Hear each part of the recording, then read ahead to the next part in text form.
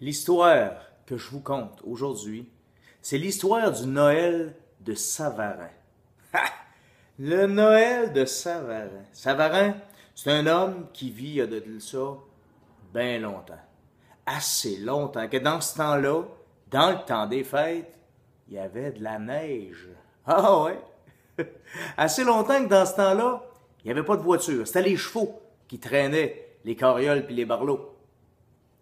Savarin, c'est le propriétaire du moulin à scie à Saint-Zacharie, dans le haut de la Beauce. Savarin, tout le monde, quand il a besoin d'aller faire tailler une pièce pour bâtir une grange, une maison, n'importe quoi qui est fait avec du bois, ben, il passe par le moulin à Savarin.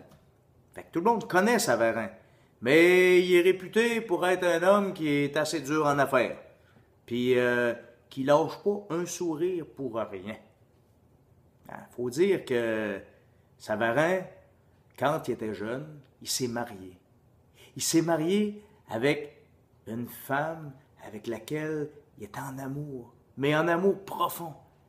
Puis malheureusement, un mois après le mariage, la maladie a emporté sa dulcinée.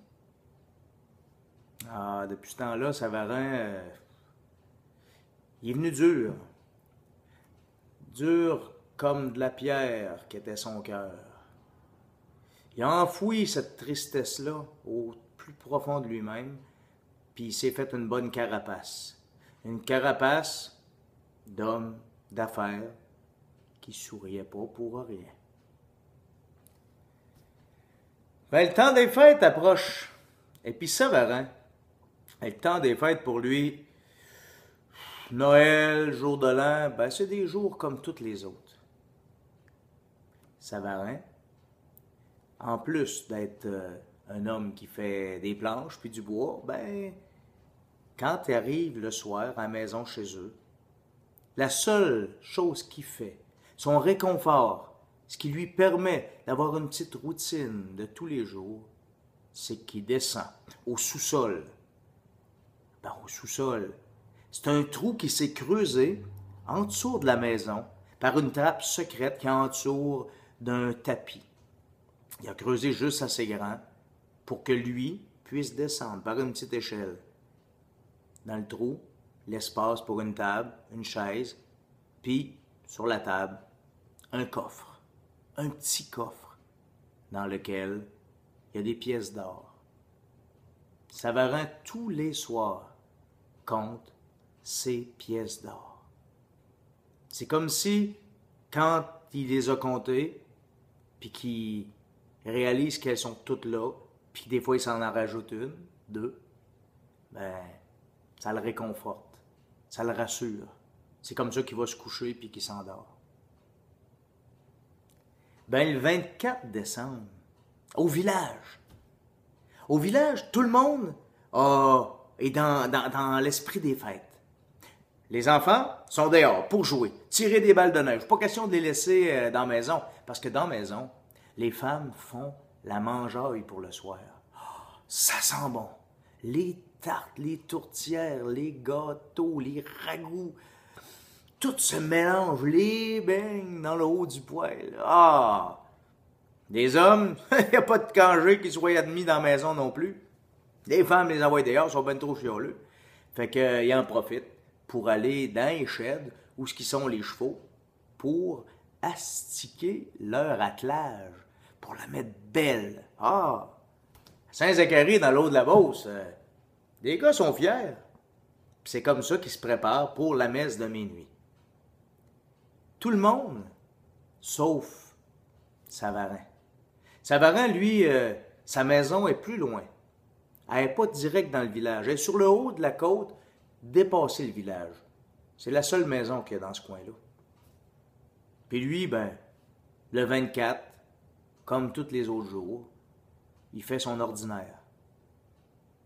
Il chauffe son poêle, puis avant d'aller se coucher,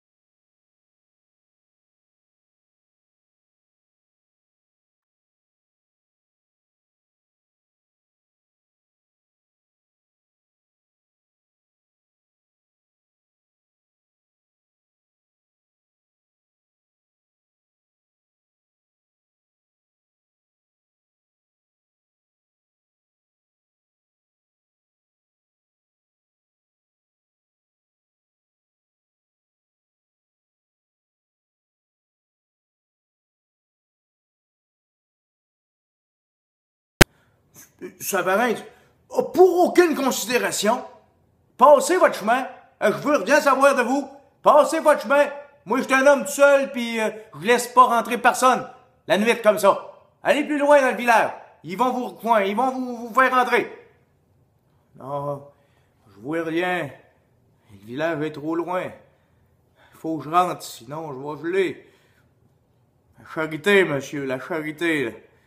Non, passez votre chemin, là. Savarin, il n'y a rien à faire, il ne veut pas laisser rentrer l'homme qui est sur le perron. Quand l'homme s'aperçoit que Savarin n'ouvrira pas la porte, il revire de bord, puis il s'en retourne vers le village. Mais il y avait quelques pas de fête, puis il se retourne vers Savarin, qui est encore là dans la fenêtre à le regarder, puis il crie. « Tu n'as pas voulu être généreux. Demain, tes richesses seront connues de tous, et la lune fera reluire ton trésor. » Puis il s'en va. Hey, Savarin, il est pas trop content, puis ça le ramasse, là, ce qu'il vient de se faire dire là. Il commence à réfléchir à tout ça, puis il redescend dans la cave, finir de compter ses pièces d'or. Là, il arrête pas de penser. Ces pièces d'or, la lune va faire reluire son trésor, mais quoi ça veut dire? Savarin va se coucher, puis ce soir-là, il dort pas. Il arrête pas de penser à ce que le vieil homme lui a dit, puis surtout, il commence à être rempli de remords, parce que, il aurait dû le laisser rentrer finalement, le soir de Noël en plus, puis il demandait juste à se réchauffer. D'un coup que c'était pas un voleur, d'un coup qu'il est arrivé malheur. Savarin de plus en plus rempli de remords, puis il dort pas, puis il pense à tout ça, puis à tout ce qui s'était passé. Puis... De coup, le lendemain finit par arriver, après une nuit très, très, très longue. Savarin se lève, puis il s'en va direct dans le shed, où sont les chevaux et les attelages. Il attelle son beau grand cheval noir. Il attelle ça sur le borloo, puis il amène ça devant la maison. Il rentre dans la maison, descend dans sa cave, ramasse son coffre, dans lequel il a rempli de pièces d'or. Il met ça dans le borloo, puis il descend au village. Au village, les enfants sont déjà en train de jouer dehors puis de se tirer des balles de neige. Parce que la veille, ça a veillé, ça a chanté, ça a dansé. Mais eux autres, de l'énergie, ils en ont à revendre.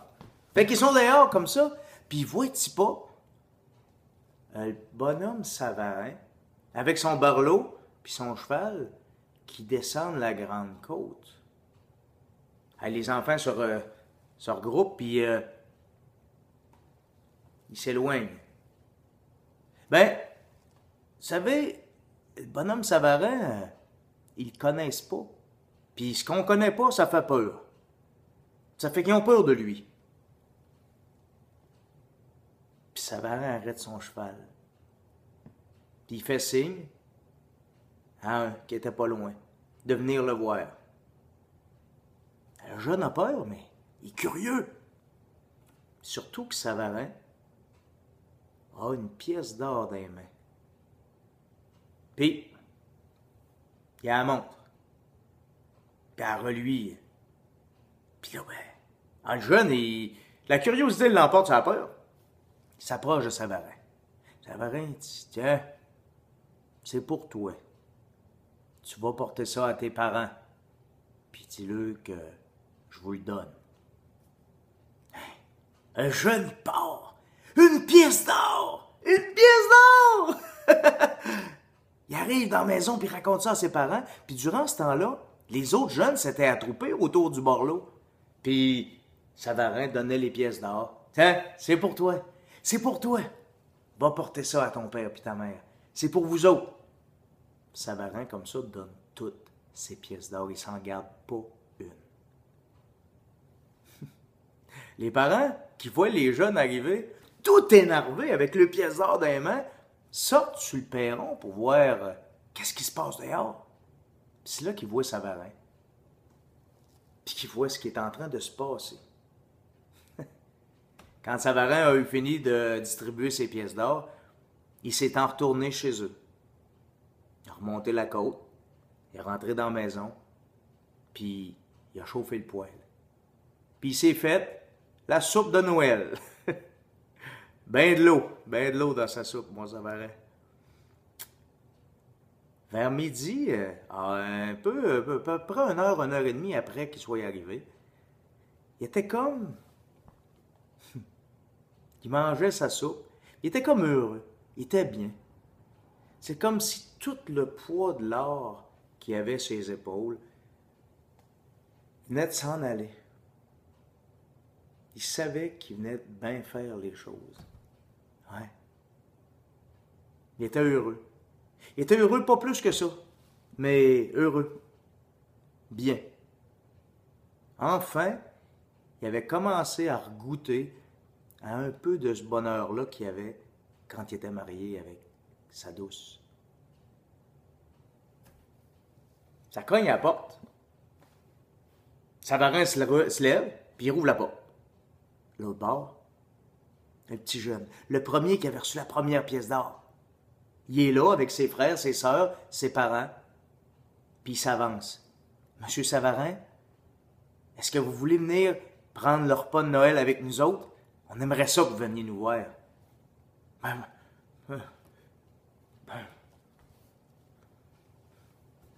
merci. Bien sûr. Bien sûr que je vais y aller. Je vais y aller certain. Je m'habille puis je vais, là. Attendez-moi. Savarin était ému. Personne ne l'avait invité pour fêter Noël depuis bien longtemps. Il a embarqué avec eux autres, puis il s'est rendu dans la famille, où ils ont mangé, ils ont ri, ils ont discuté. Depuis ce jour-là, Savarin manque jamais de rien. Il y a toujours quelqu'un pour aller y porter une sandwich ou pour l'inviter à manger. Ce temps-là, Savarin est accueilli. Les gens sourient quand ils le voient, puis ils s'échangent les sourires. Savarin manque de rien parce que son moulin n'a jamais marché bien de même. Parce que le monde de Saint-Zacharie, quand ils ont la chance de le dire à ceux des alentours que c'est eux autres qui ont le meilleur moulin puis qu'ils vont faire des bonnes affaires, ben, tout le monde s'attroupe vers là. Ouais. Savarin a donné tout son or, a distribué toute sa richesse, puis pourtant, il ne s'est jamais senti aussi riche de toute sa vie. Riche de quelque chose qui ne s'achète pas. L'amour, le partage. Ouais. Noël, c'est particulier. Noël, c'est miraculeux. Il se passe toutes sortes de choses à Noël. Le Noël de Savarin, c'est un petit miracle qui s'est passé. Il peut s'en passer encore aujourd'hui, dans vos vies, dans votre cœur, dans vos actions, dans tout ce que vous avez à faire. Je vous ai conté la légende du Noël de Savarin, afin que vous puissiez en tirer une petite réflexion pour être capable de la vivre, votre légende à vous, celle qui va vous permettre d'attirer le bonheur ou de le reconnaître, parce qu'il est souvent très près de vous. Joyeux Noël, au plaisir. Martin Savoie, entrepreneur, conteur, conférencier, qui vous souhaite joyeux Noël.